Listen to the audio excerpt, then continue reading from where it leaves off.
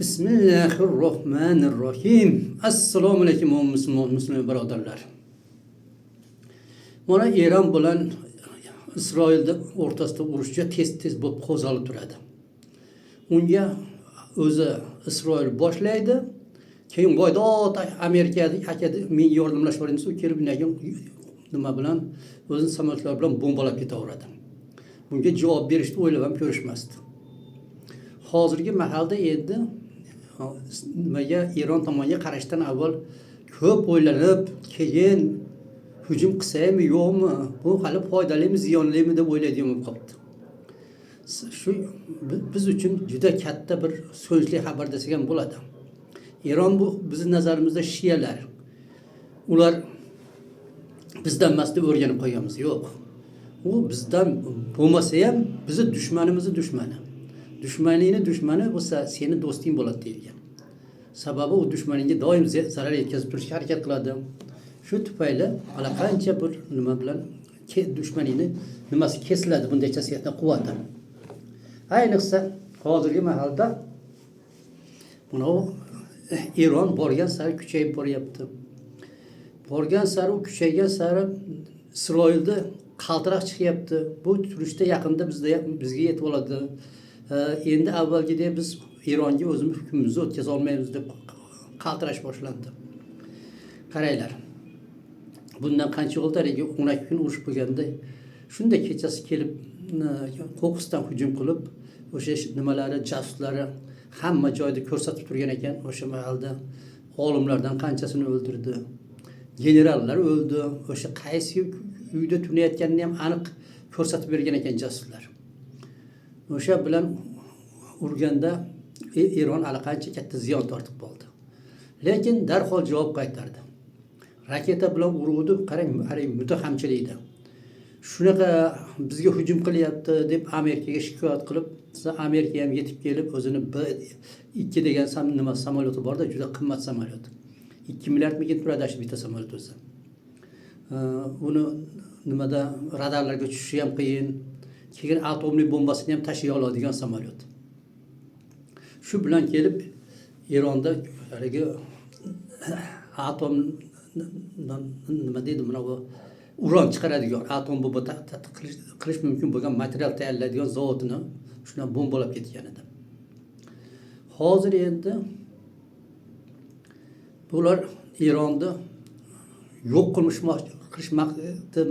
maqsad qilib olishdi. Qarasaki, Eron kundan kunga kuchayib boryapti. Buni o'zi urushda asli 79-yildan keyin, mana 80-yili boshlangan. 79-yilda shohda haydagandan keyin bu Amerikaning tizginidan chiqib ketib, Amerikaning eng katta dushmani bo'lib qolgan. O'shandan beri harakat qiladi yo'qotishga. Mana bu nimani Iroqda yo'q qilib tashladi Amerikaliklar. Nima uchun desa, shunga mana bu Isroil shu kuchayib ketyapti, bizga ziyon qilib qo'yish mumkin degdi, darhol unga hujum qilib mana yo'q qilib tashlashdi. 40 yildan beri endi mana bu Eronni nimaga Amerikaga shikoyat qilib keladi.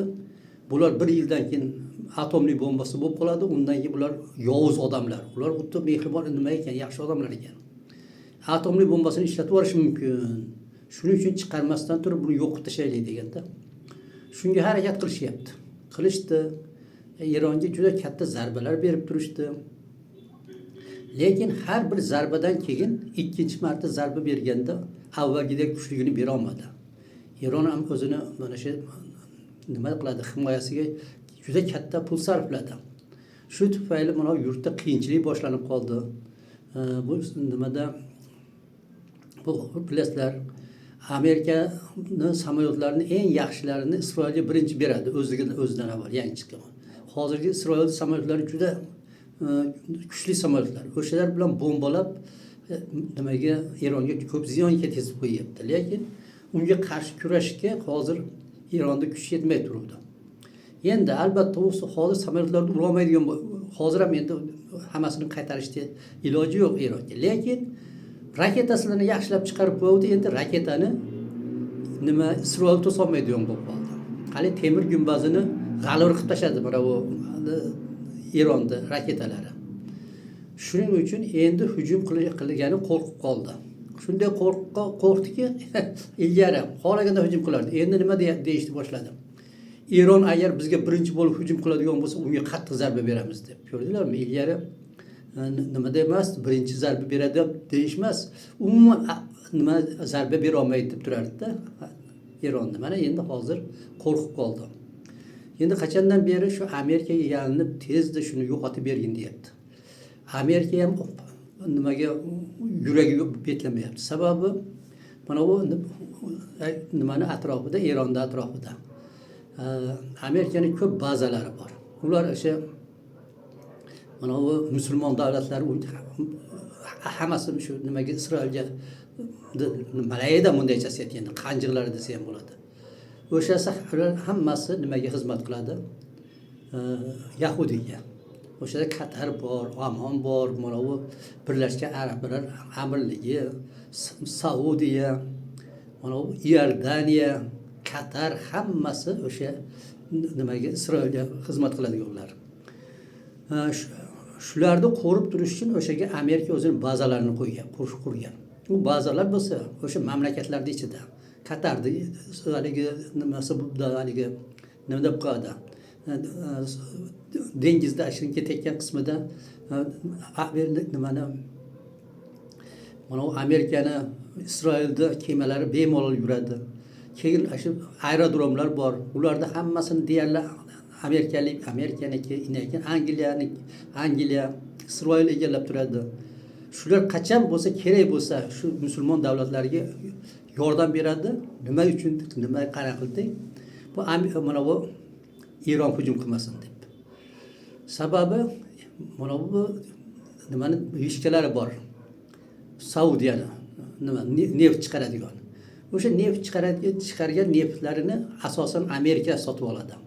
O'sha G'arbiy Yevropa davlatlari sotib olishadi. Mana bu nima bilan Rossiya bilan urush boshlanib, Ukraina nimani Rossiyaning neftini sotmay qo'yishdi, sotib olmasdan. Bu narsa hozir mana bu Amerikani ham, G'arbiy Yevropa davlatlarini ham bitta oladigan joyi shu nima? Saudiya, keyin mana bu Norvegiyadan oladigan bo'lib qoldi. Endi agar shu ikkovi ishdan chiqib qoladigan bo'lsa, bunda butunlay bularda haligi ocharchilik, neftga ocharchilik boshlanadi. Neft bo'lsa o'sha nimani Saudiyani mishkalarini agar Eron urib qo'yadigan bo'lsa 3-4 barobar qimmatlab ketadi. Bu narsa ular tovarini qimmatlab, bozorga kasotib, bular butunlay bankrot bo'lib ketishi mumkin. Shuning uchun mana bu bazalarni o'shaga qurib, mana boshqa ishlar ham bor. U bazalardan turib o'sha atrofdagi davlatlarga nima solib turadi, haligini vahima qilib. G'iring desa mana u bazadan turib nima qilamiz deb, seni yo'q qilamiz deb. Lekin asosiy vazifasidan bittasi shu mana bu Saudiyani vishkalarini qo'riqlash, neft chiqaradigan joylarini. Hozirgi mahalda mana Isroil avvalgidek hujum qila olmay qoldi. Amerika ham dadil hujum qila olmay qoldi. Hozir endi hujum qilamiz deb turib, nimalarni olib kelishdi, avianositlarni, haligi samolyotlar uchib qo'nadigan kemalardan ikkitasini olib kelibdi. Endi shu bilan hujum qilamiz deyapti, lekin hujum qila olmayapti. Sabab qo'rqyapti. Uni nima Eron ko'rsatib qo'ydi o'zining kuchini. Hali bitta bazasiga hujum qiluvdi, uni hali protovozdishni oboroni hech narsa qila olmadi. Ashlarda otgan raketalarni urib tushira olmadi, hammasi borib turib pachaqlab tashladi. Ko'rsatdi nimaga Amerikaga, mana agar yana menga hujum qilmoqchi bo'lsang, mana shunaqa yo'q qilaman deb. Degandan keyin endi nima Amerika kelishaylik deyishga o'tdi. Kelinglar, maslahat qilib, ikkomizga ham ziyon bo'lmaydigan kelishuvga kelaylik deb. Bo'lmasa, kuchi yetganda u hech qachon kelishib o'tirmasdi, yo'q qilib tashardi.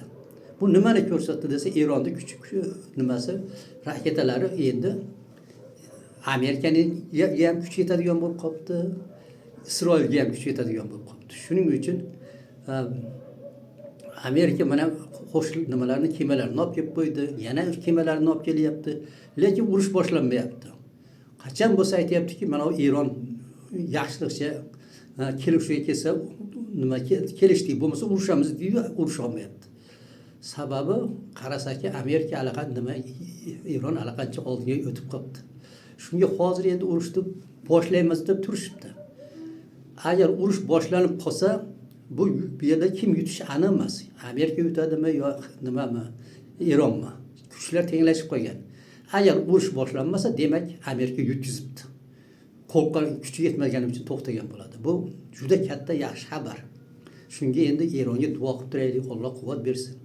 Sababi dunyoda eng yovuz davlat bu Amerika bo'ladi. Qayerda bir yomon ish bo'lsa, o'shani qo'l bilan bo'lgan bo'ladi. Dunyodagi urushlarda 90% ga shular aybdor. Qachon bo'lsa, mana bir bahona topib bostirib kirib boraveradi. Eronga nimaga Afg'onistonga bostirib kirib ko'rdilar. 20 yil o'sha nimani qirib o'tirdi xalq. Milliondan ortiq nimani o'ldirdimi afg'onlarda. Mana Venesuelaga bo'lsa kirib darrov prezidentini ham ushlab chiqib ketaverdi. Hozirgi mahalda uning kuchi kesilyapti ekan mana shu bilan. Shunga hozir mana u agar urush boshlanmay qolsa, demak Amerika o'tirib qolibdi o'sha. Nima deb qo'yadi? Ishtoniga suzma qilib qo'yibdi desa ham bo'ladi. Agar boshlanib qoladigan bo'lsa ham hali aniq emas kim yutishi. Bu degani Amerikani yutish nimasi haligi ehtimoli juda katta bo'lyapti. Shuning uchun boshlanmayapti. Shunga endi biz duo qilib turaylik. Alloh shu Eronga o'zi najotni bersin, nusrat bersin. Bu shu bilan Amerika mana bu Yahudiyni mana cheksiz hukmronligi tugab, bu musulmonlarga ham bir avvalgidek ziyon qilmaydigan bir ahvolga solib qo'ysa bo'ladi. Ayniqsa mana G'azoga hujum qilishdan to'xtab qoladi. Nima Yahud. Shunga duo qilaylik. Allohim shu G'azoga najot bergin. Yahudga tabi o'zing daf qilgin. Mana bu Hamasga, Eronga o'zing madad bergin deb. Amin. Assalomu alaykum va rahmatullohi va barakatuh.